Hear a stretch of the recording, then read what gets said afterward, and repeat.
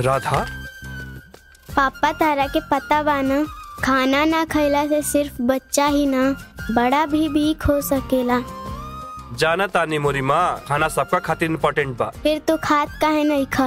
अच्छा लगी सब तोरा के कही। मिस इंडिया राधा के फादर के फेस पर डार्क सर्कल बा, रिंकल बा, डार्क स्पॉट बा।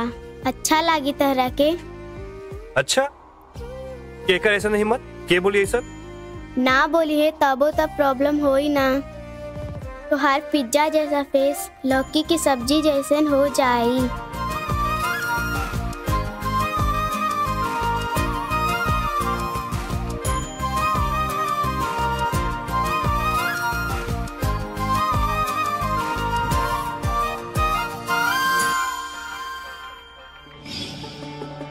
कम ऑन वैष्णवी, हमारा हाथ इतना भी ना जल बा कि हम खुद से ना खा सकीला। खुद से ना खा सकीला, हम खा सकीला। चम्मच तो उठत नहीं के हाथ से कार्तिक जी। चलो तानी खुद ही खाना खाए।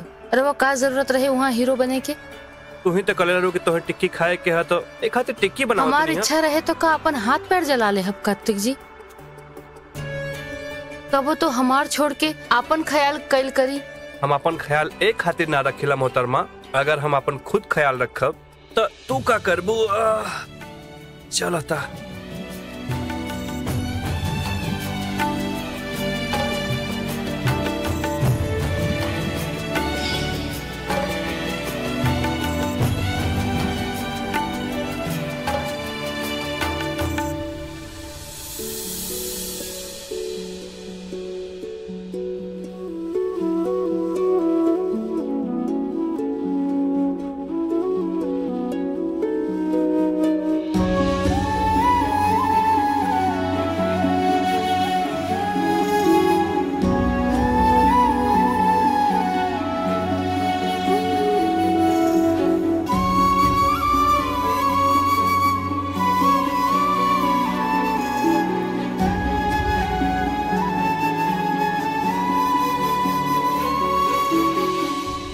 पापा,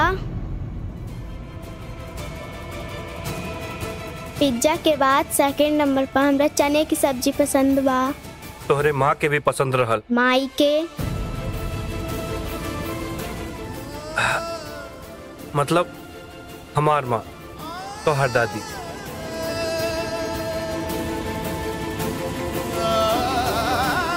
बैठ।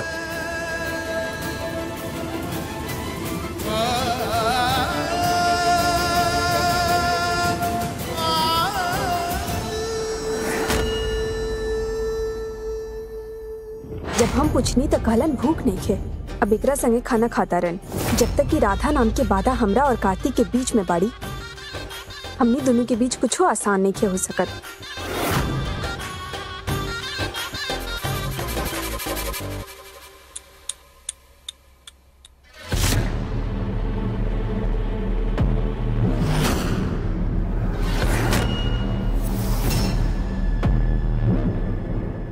तू इजा खड़ा खड़ा सोचत रही जेबू और तेरी शादी से पहले ओकर 7वां जन्मदिन भी आ जाए,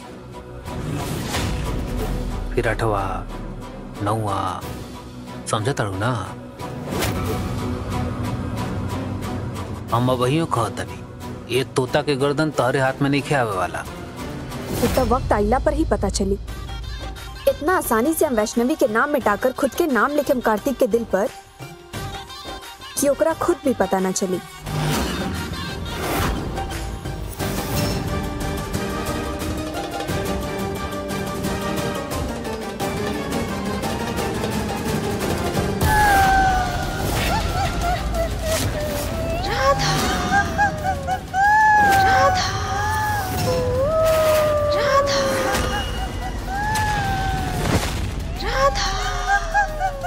माई,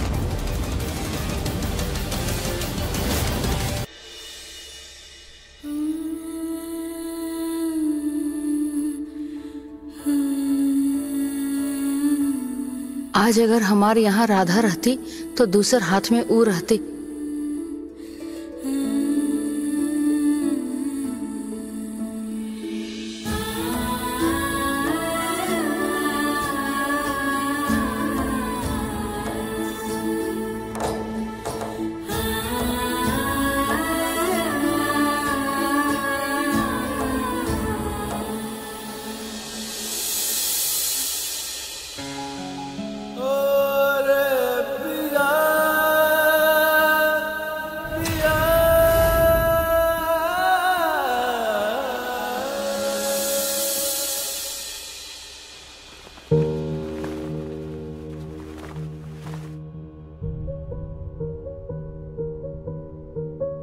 तू जा, हम सो जाता नहीं ओकरा साथ।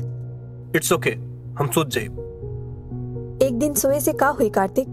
हम इतना साल से सोवत आवता नहीं उनका साथ, और तू तो एकरा 16 के बाद ही घर आवेला, भूल गईला? कार्तिक, आपन बीबी बने के हक नहीं दे सकत ना ही सही, लेकिन एकर माँ बने के हक तम अच्छी ना हमरा से।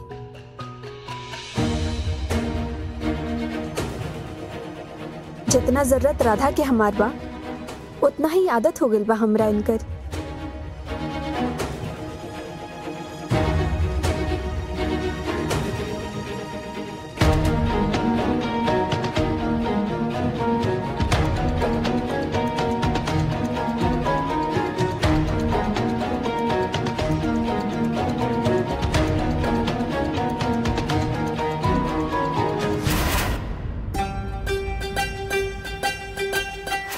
तहार माँ तो हमरा घर में आवे से पहले ही निकल गईली। बस एगो तू हमरा रास्ते के कांटा बनल बाड़ू। लेकिन ई कांटा से हमरा जिंदगी में फूल नहीं खे खिलल, तो हमार भी नाम ना।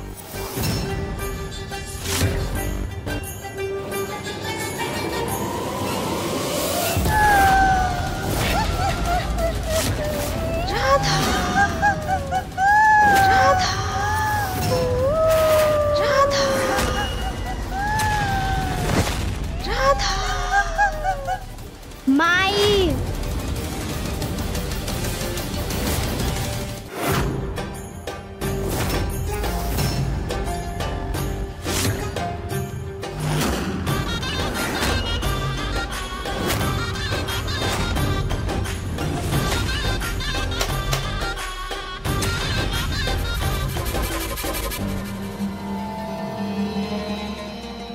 जब कार्तिक तारा के माँ खातिर तरसते हुए देखिए न, तो उनका हमरा से शादी करे के पड़ी। काहे कि कोनो और ही रास्ता बची ही ना उनका पास।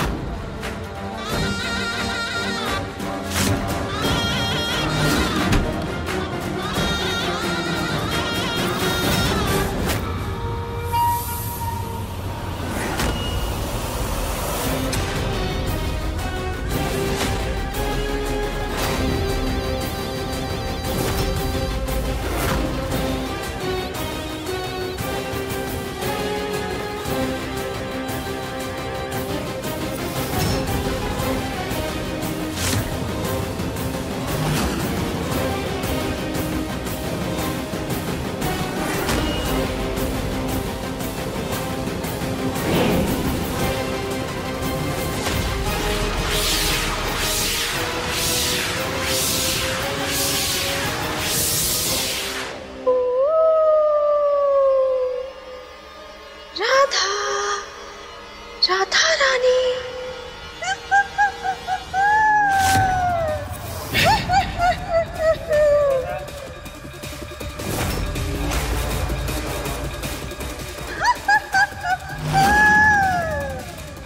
राधा, राधा रानी।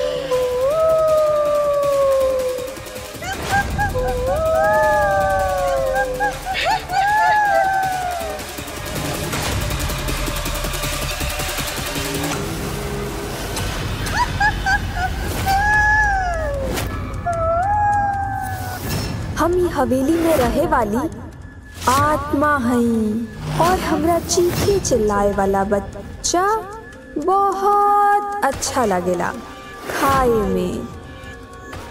तू चुप काहे बाड़ू? चीखा ना, चीखा। राधा, बहुत सालों से राधा रानी भूखे बानी, अब तारा के खाके ही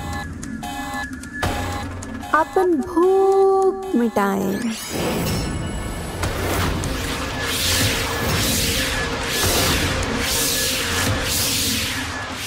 माई,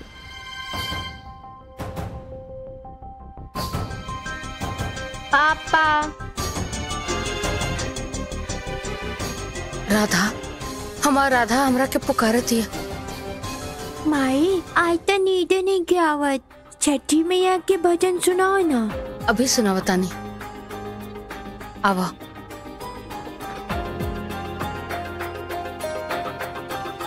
मैया हमार राधा जहाँ भी बिया ओकर रक्षा करब।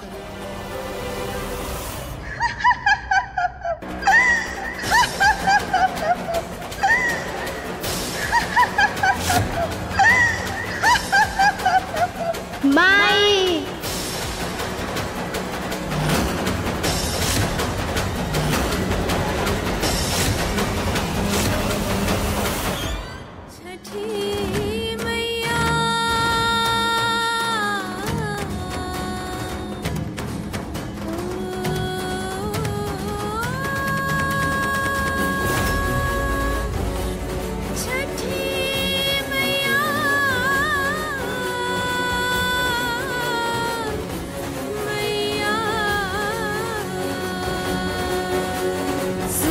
शाम ले नाम तुम्हारा, तुम आई जब हमने पुकारा। सूर्य देव की बहना प्यारी, मिले मैया कृपा तुम्हारी। तुम ही सहारा छठी मैया, है कौन हमारा छठी मैया।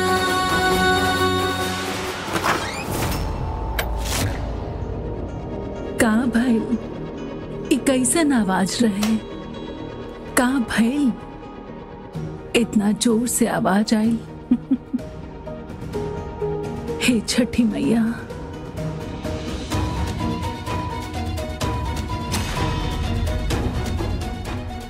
हे भगवान, ये अपने आप कैसे खुल गई? ये कैसे गिर गई?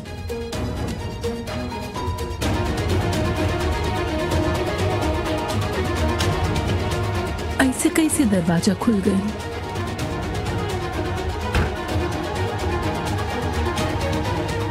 मैया का कौन इशारा रहेगा? माई माई माई माई। राधा राधा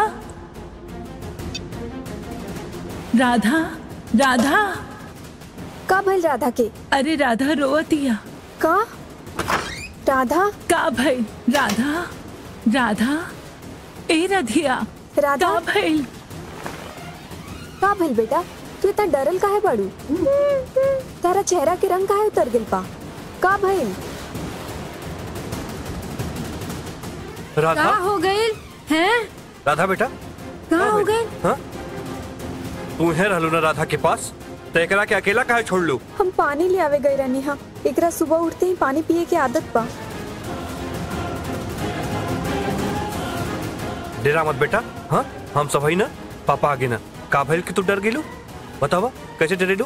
बच्चा अंधेरे में उठी तो डरी ही ना। सब हमार गलती है, हमरा देख के जाए चाहिए। राधा उठल बाड़ी, सुतल बाड़ी। अरे तोहार गलती कैसे हो गई? बच्ची नींद से जाग गई ते में तोहार गलती कैसे भइल? बताओ हमके भैया। ना माँ, हमार ही गलती बा। Radha, I am so sorry. आगे से हम तारा के कबो अकेला ना छोड़े। हम जब तक यहाँ बानी, तारा कोनो चीज से डरे की जरूरत नहीं है। हम हमेशा तारा साथ बानी।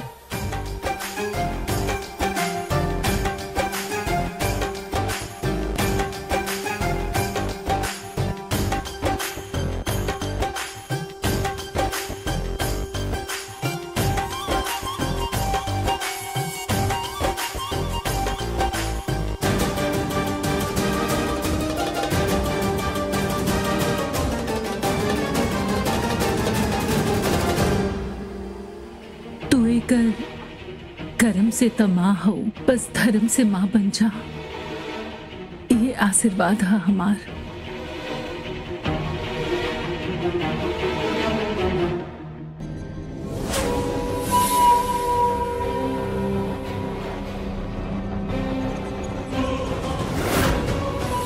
इस सारा पापड़ ओकरे खातिर तो बेलल जाता दादी।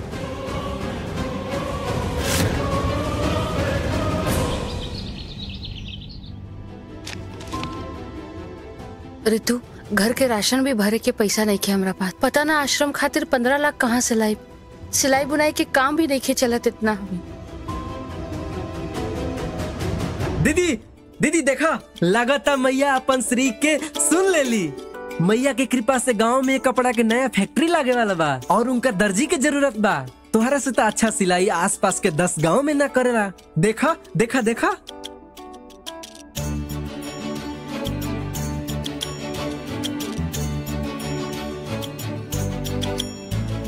तो कब शहर के लोग पसंद करी? अरे ना कैले तो ना कैले, लेकिन अगर कर लेला ये भी तो सोचा। आश्रम खातिर पैसा के इंतजाम हो जाए। बिल्कुल। तू एक काम काहे ना करेलू, तू अपन सैंपल लेके जा और दिखावा उनकी फैक्ट्री में, और हमके पता है तो हर सैंपल देखे के बाद ना वो बिल्कुल मना न करिहन। हमार सुपर भी जौना काम में हाथ डालेली तो बनिए जाला। हाँ, हम अभी सैंपल इकट्ठा करके उनका के दिखा के आवतानी, वरना देर हो जाए।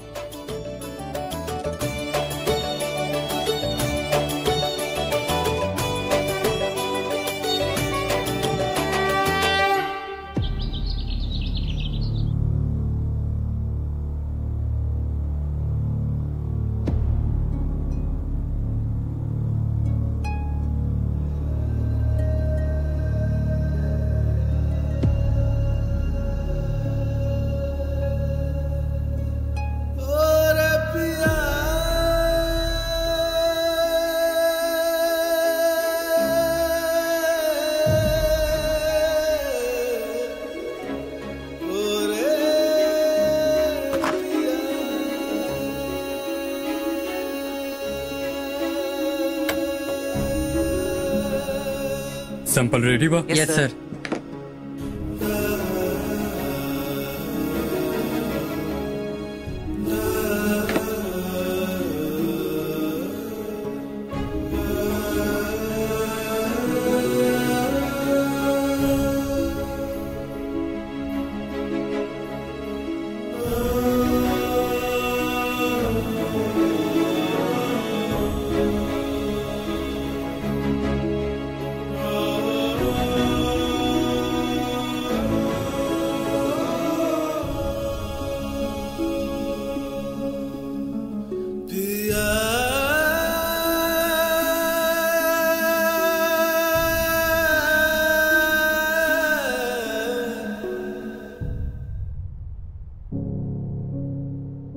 एक्सक्यूज मी, केकरा से मिले के हुआ? जी, वो हम दर्जी के काम के आयल रही, साहब के काम दिखावे के रहे। सर अभी तनका बिजी बानी, रहुआ यहाँ आके वेट करी और ये फॉर्म भर दी। जी।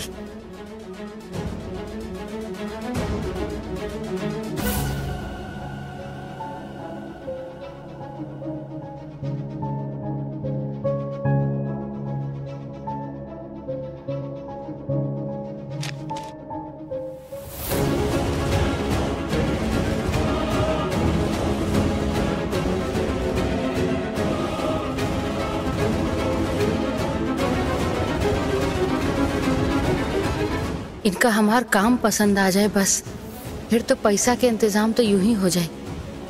अब सब रौर हाथ में बा मैया, हमार बच्चा के सर से छत मत छीने दिया। ई सैंपल सर मल्होत्रा टेलर के है। रिजेक्टेड। सर ई कृष्णा टेलर के सैंपल है। रिजेक्ट। सर ई है देवी टेलर के। रिजेक्ट। का है सब? का है?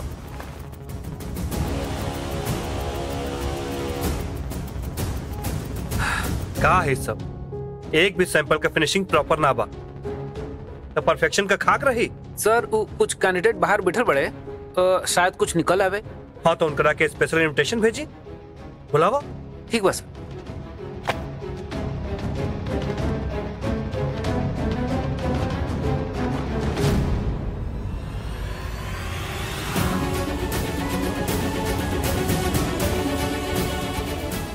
अरे जब मजदूर लोग आधा दाम पे काम करे का तैयार बा तो पूरा पैसा देकर महान काहे बने बा? लेकिन जब वो मेहनत पूरा करता ना करन भाई तो दाम आधा काहे? ऐसे करबा बिजनेस? और मजदूर लोग का तोहार रिश्तेदार है जोन पूरा पैसा देबा। भैया भला बुरा का खाली अपन रिश्तेदार के बारे में सोचल जाला। हमार मानी त विकास वही बात जे सबके साथ लेके चली, खाली अपन विकास के विचार स्वार्थ बा।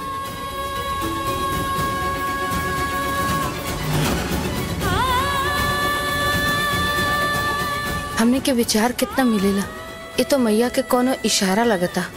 यहाँ हमार काम जरूर बन जाई।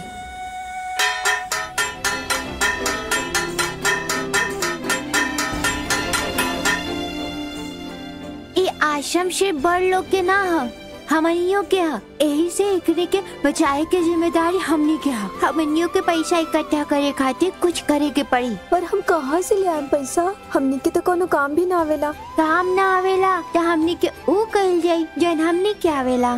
याद बा जब हमने के रामलीला देखे गए रहनी जा, उसमें कैसे राम जी के सीता मैया के पास खोजे खातिर हनुमान जी से लेके गिलहरी तक सब के उनके सहायता के ले रहे। बड़े लोग अगर हनुमान जी हुए तो हमनियों के गिलहरी हैं जा। मतलब हमार पूछ का बा? अये बुद्धू, गिलहरी हम मतलब छोट है जा, लेकिन बड़ काम के बानी जा।